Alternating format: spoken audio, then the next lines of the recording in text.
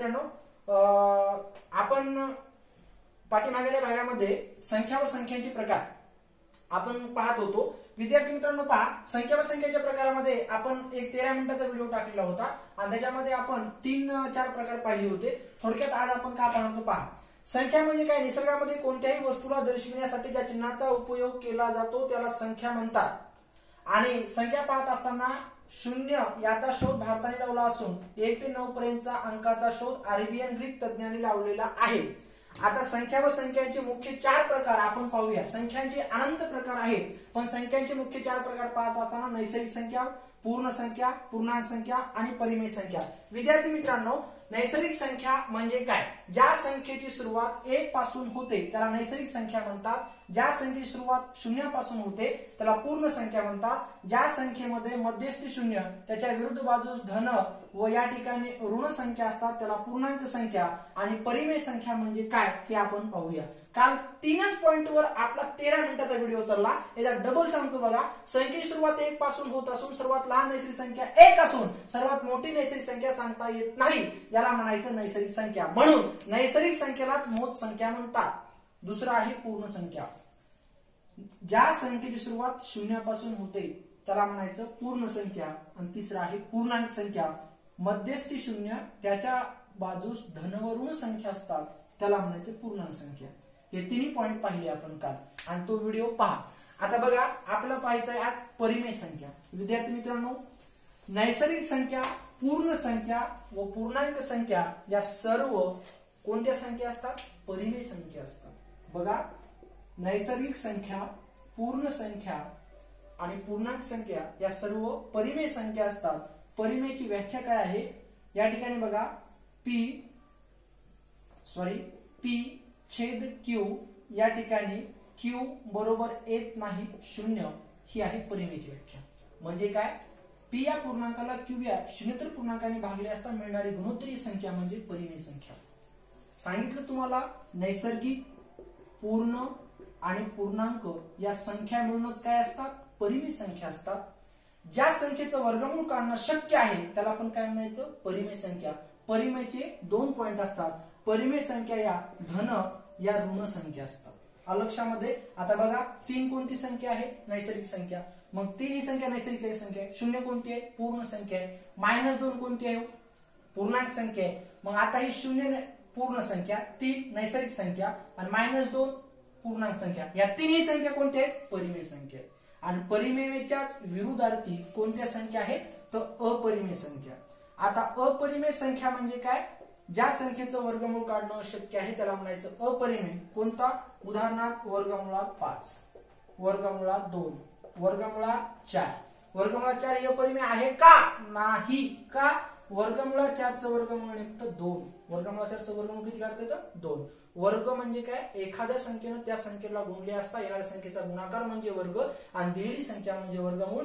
वर्गमुळात 4चं वर्गमूळ आहे, वर्गमुळात 4 याचं वर्गमूळ किती आहे? 2. म्हणजे ही परिमेय संख्या आहे. आणि ह्या कोणत्या आहेत? अपरिमेय. उदाहरणार्थ वर्गमुळात 13 आहे. कोणत्या? अपरिमेय. अशा प्रकारे नैसर्गिक, पूर्ण, पूर्णांक, परिमेय व अपरिमेय हे आपण 4 पॉइंट पाहिलेले आहेत. क्लिअर झालेले आहेत आपले. विद्यार्थी मित्रांनो, आपण फक्त 3 पॉइंट आता पाहणार आहोत. कोणकोणते? पहा. 1 पॉइंट पाहणार आहोत आपण सम, दुसरा पाहणार आहोत आपण विषम आणि तिसरा पाहणार आहोत आपण मूळ. आता विद्यार्थी मित्रांनो, फक्त अगोदर सम आणि विषमची आपण चर्चा करूया. विश्वामध्ये जेवढ्या संख्या आहेत, जेवढ्या काही संख्या आहेत त्या संख्यामध्ये 50% या सम संख्या आहेत. 50%. 50% म्हणजे काय? टक्के म्हणजे भागिले 100. शेकडेवारी हे प्रकरण पाहिजे. 100 हे वस्तूचं प्रमाण धरून ज्या वस्तूची आपण तुलना करतो त्याला शेकडेवारी म्हणतात किंवा शतमान सेंचुरी असं म्हणतात. आणि 50% किती आहेत? विषम. कुठं पण विश्वात जेवढ्या संख्या आहेत तेवढ्या. 50% सम, 50% विषम. समची व्याख्या करता येईल मित्रांनो. सम म्हणजे काय? 2 ने भागले असता बाकी किती उरते? 0. आणि 2 ने भागले असता बाकी किती उरते? 1. बघा, ही बाकी आणि ही पण बाकी. 2 ने भागले असता बाकी 1 उरते त्याला विषम संख्या म्हणायचं. 2 ने भागले असता बाकी 0 उरते त्याला सम संख्या म्हणायचं. किंवा संख्येच्या एकक स्थानी 0, 2, 4 6 8 यापैकी एखादा अंक असेल तर त्याला सम संख्या, आणि संख्येच्या एक स्थानी 1 3 5 7 9 एखादे अंक असेल तर त्याला काय म्हणायचं, विषम संख्या असं म्हणतात। सम संख्या आणि विषम संख्येवर जेवढे काय उदाहरणं असतील विद्यार्थी मित्रांनो ते आपण पुढच्या व्हिडिओमध्ये पाहूया। आता याच्यानंतर सम विषम पाहिल्या, आपण पाहणार आहोत या ठिकाणी मूळ संख्या आणि संयुक्त संख्या। विद्यार्थी मित्रांनो पहा, मूळ संख्या आणि संयुक्त संख्या, तुम्हाला जो 13 मिनिटाचा व्हिडिओ टाकला होता पहिला, त्या व्हिडिओला खूप लोकांनी सदस्य झालेले आहेत आणि खूप लोकांनी लाईक पण केले आहेत, खूप लोकांनी कमेंट पण केले आहेत, सर्वांचे या ठिकाणी धन्यवाद। विद्यार्थी मित्रांनो पहा, मूळ संख्या आणि संयुक्त संख्या पाहत असताना त्या ठिकाणी तुम्हाला संख्यामध्ये प्रश्न विचारला होता की शून्य ही संख्या आहे की नाही, अजून एकानेही उत्तर दिलेलं नाही, आणि डबल विचारतो शून्य ही संख्या आहे का नाही, हे कमेंट मध्ये उत्तर पाठवा। आता बघा, मूळ संख्या संयुक्त संख्या पाहिजे। आता आपण सम आणि विषम पाहिलं होतं, सम 50% असतात, विषम 50%, पण मूळ संयुक्त तसं काही नसतं। उदाहरण पहा, मूळ संख्या म्हणजे काय, ज्या संख्येला 1 व त्याच संख्येने भाग जातो, त्याच लिहिलो इथं, ज्या संख्येला 1 व त्याच संख्येने भाग जातो किंवा त्याचे दोनच विभाजक असतात त्याला म्हणायचं मूळ, आणि ज्या संख्येचे 2 पेक्षा अधिक विभाजक असतात किंवा 2 पेक्षा अधिक विभाजक किंवा 2 पेक्षा अधिक संख्येने भाग जातो त्याला म्हणायचं संयुक्त संख्या। आपण फक्त विचार करूया 1 ते 100 पर्यंतचा। 1 ते 100 मध्ये मूळ संख्या आहे 25 आणि संयुक्त संख्या किती आहे, 74।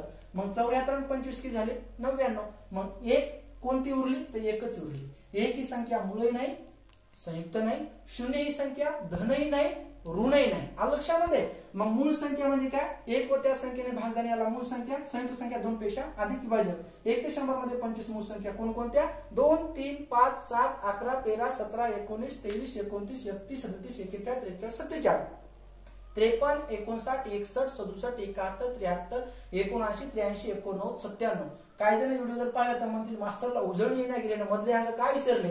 मी जे सांगितले त्या 75 मूळ संख्या आहेत आणि 74 संयुक्त संख्या न सांगितलेल्या। विद्यार्थी मित्रांनो पहा, मूळ संख्या म्हणजे काय, संयुक्त संख्या म्हणजे काय, एक छोटीशी व्याख्या सांगतो। मूळ संख्या म्हणजे काय, ज्या संयुक्त संख्या नाही त्याला मूळ संख्या म्हणायचं, आणि संयुक्त संख्या म्हणजे काय, ज्या मूळ संख्या नाही त्याला संयुक्त संख्या म्हणायचं, असे नको, लक्षात। व्यवस्थित व्याख्या वगैरे व्हिडिओ थांबू पहा।